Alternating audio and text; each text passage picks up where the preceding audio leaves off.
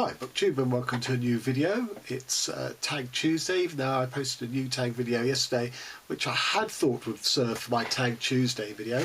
I woke up today to find that 3 people had done this new tag, and so I thought I'd jump on that train.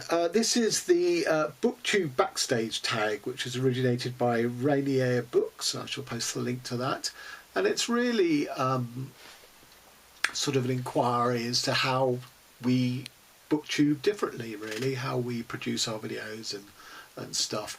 And one of the videos I saw was Steve Donahue, and he's really promoting this. He's trying to get, did he say 100 booktubers, I think, to do this tag, because we all know how nosy Steve is, and he's just interested in sort of lifting the canvas flap into for us to usher him into the big tent of our lives. So here we go. What camera do you use for your videos? Well, I can't show you because I'm recording it, but it's basically a Kodak mini video camera, freestanding, that is so antiquated and antediluvian that when I went online to try and find a picture of it to post in this video, I couldn't find any. And it's sort of silver with a tiny screen on the front. Obviously the camera's on the back, and it has a built-in microphone, and I love it. I mean, it's fantastic. It's about the size of when you used to, I don't know if you still can, maybe you can, I mean, I'm not a smoker, I don't know, but the size of a cigarette pack of 10 cigarettes, it's sort of smaller than that. So it's really tiny, and I don't make many vlog videos.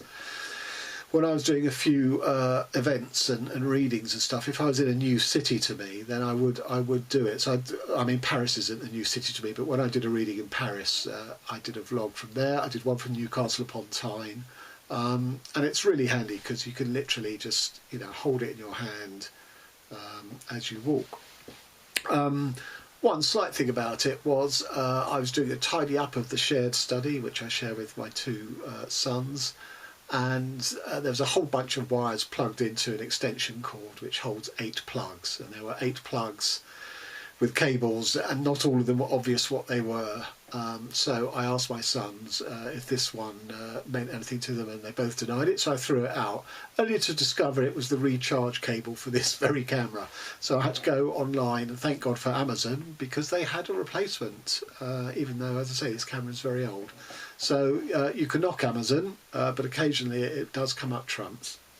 2, speaking about filming and being your own director. Well, we weren't, were we? But anyway, do you have a favourite film director?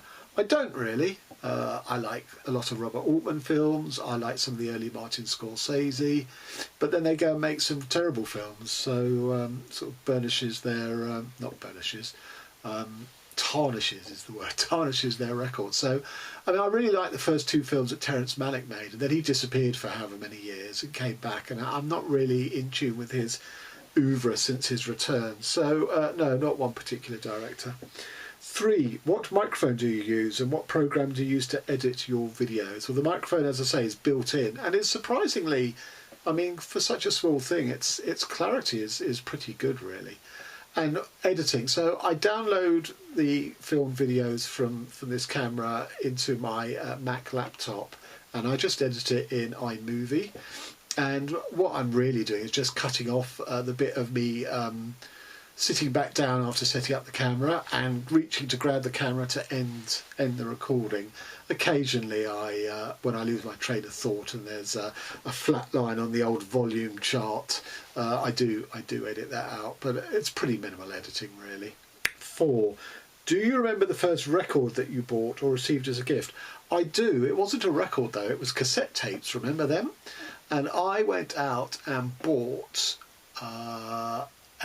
He Who Must Not Be Named Now, Gary Glitter. I bought one of his albums, and a Slade album. So it was very much at the time of glam rock. Very soon I was able to sweep all that aside thanks to the arrival of punk, and thank God for that. Although I do remember going to a record shop and asking for the then new Genesis album, whatever it was called, and In the City by The Jam, and I got most quizzical looks from the record guy behind the counter, which is fair enough, sort of juxtaposing those 2 bands in the same purchase. And of course, I myself went on to work in a record shop for 19 years. 5. How do you prepare your videos? Talking points, a detailed script, or just talking? I talk, I don't script anything. I suppose the only prompt I have is if I want to read a quote from a book, I dog ear the page, or pages. And half the time I forget to read the quotes, so I've dog eared them for nothing. I suppose some tag videos I sketch out my answers, but sort of long time viewers know that I turn my tag challenge videos around very quickly because I like to go bang straight into them.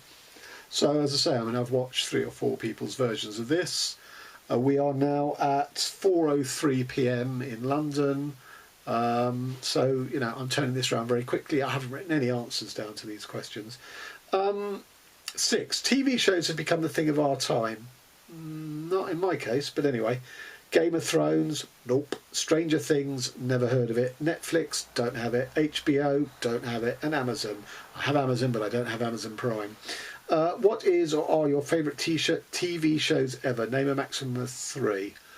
Okay, well, from my teenage years, my favourite show was The Sweeney. Actually, there wasn't in my teenage years, because I think they first started airing in 74, so I would have been, 10, not quite teenage, which ran for 4 series and was a British cop show. And the 2 aspects of it that I really like, one is that it was much more realistic than the American ones, because they didn't always get their guy. Sometimes the bad guys pulled off the crime and escaped, which I thought was much more satisfying, really. That mixture, they didn't always get their man. And the other thing is, when I watch them now, what's extraordinary is the shots of London from the mid-70s and now. I mean, it's unrecognisable. The cars, the shops, the empty spaces in London. It's a real eye-opener, and I love trying to work out where, you know, what locations in London they used.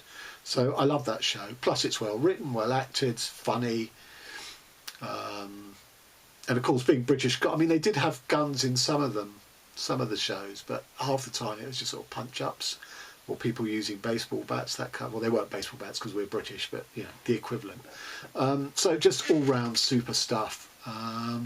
The second one would be Stuart Lee's comedy vehicle.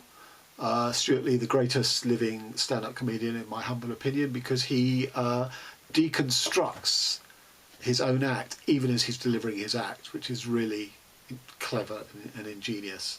And he sort of plays this sort of left-wing comic called Stuart Lee, who's always exasperated at his perceived portrayal of his audience as not being able to keep up with him intellectually, or they're not politically radical enough, and all these sorts of things. So to give you, I mean, you know, I'm going to kill this because, you know, I'm not a stand-up comedian, although I have done a stand-up comedy video on YouTube. But that aside, where he's sort of, you know, he's talking about how right on he is and how he doesn't like people coming to his shows who don't get him and don't get his politics. And he says something like, "Oh, how was the Stuart Lee show?" And they go, "Yeah, it was pretty good. So lots of laughs." "Well, no, not really, but I agreed the hell out of it," which I think is a great line. And my third would be Doctor Who, at least the Doctor Who of my childhood, which brings back fond memories. Sadly, there's not much of it on YouTube because it's all licensed and the BBC make money by repackaging and reselling it to us. So it's the early Doctors of Patrick Troughton and John Pertwee and Tom Baker to a lesser extent. Now, when it first got rebooted and Terence Davies was the sort of overseeing the script, it was great when it came back with Christopher Eccleston, because Russell T Davies, sorry, Terence Davies is a filmmaker. Russell T Davies is a writer, a really good writer. The scripts they produced were extraordinary in those first 2 series. You know, they were sort of, you know, they brought in themes like sort of Abu Ghraib interrogations and only in the guise of an alien, not obviously not human to human. And they were just so, you know, they were just full of resonance. And then Russell T Davies left to go and pursue serious writing, and it's been poor ever since. And it's been poor despite some great actors in the role of the Doctor, because the writing is just so bad.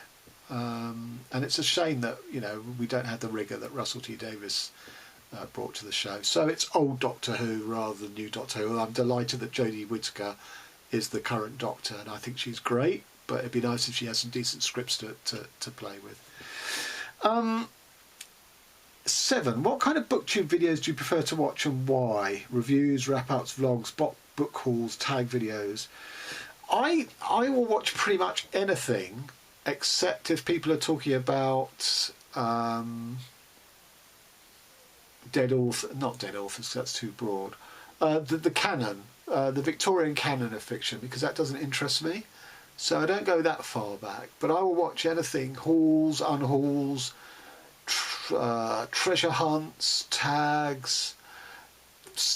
I think that the video, I mean, I still watch them, but people's vlogs, I don't quite know why I watch them, because although it's nice in Steve Donahue fashion to get an insight into people's houses and their living rooms and their cats and stuff, there's a lot of time in vlogs where nothing's happening. It's shots of people reading silently or cooking, or, you know, which are not, unless they're talking, well, obviously if they're reading, they're probably not going to be talking over the book, but if they're cooking, unless they're talking, it's, you know, it's not really that interesting. Now, Jason over at Old Blues Chapter and Verse does what he calls his ramble with the yarn. So the actual activity is him doing yarning, whatever that's called, crocheting, I think. So you're not watching that, but he's talking over the top of it about films, books, what, you know, politics, whatever. Now that I don't consider a vlog. That's a discussion video more often than not. So that's great.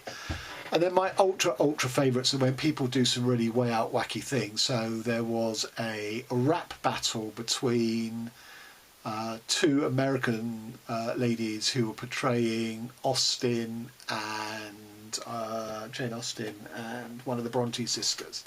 But they just had written this brilliant rap, and that's, I think, my favourite booktube video of all time. I don't even follow them. I don't know how I found it, but it is wonderful.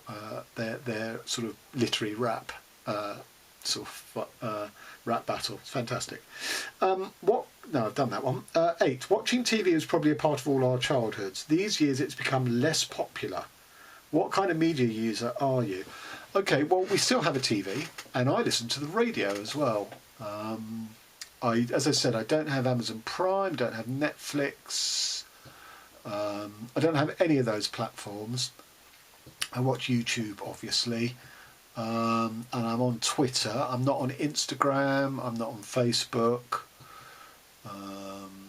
or any of those other sort of offshoots. I don't have a smartphone, so I'm not on Snapchat or whatever the latest thing is. So I'm not really a great sort of multimedia person. And as I say, I don't watch much TV. When I do, I tend to watch a lot of true crime documentaries on there's two true crime channels over here in the UK. Are they both Discovery Channel ones? I can't remember. One is ID, and what's the other one called? Whatever. So I do watch quite a lot of true crime. I find I don't have the time to invest in drama series, and I'm not a great one for binge watching either. Although at the start of the pandemic and the lockdown, I did binge watch Tiger King, which is not my normal fare, but I did enjoy it. So things like Queen's Gambit I haven't watched. I did watch the Michael Jordan documentary, whatever that was called. Found myself really not liking him. So yeah, I don't really go with the mainstream on these things. And although I quite like to watch some of the Scandi noir stuff, because I tend to multitask when I'm watching TV. I'm really listening to TV, I guess. I can't watch them because obviously I need to fix on what the subtitles are, and I can't commit to that. So there you have it. Thanks very much to Rainier Books. Time for me to turn this round pronto. Till next time.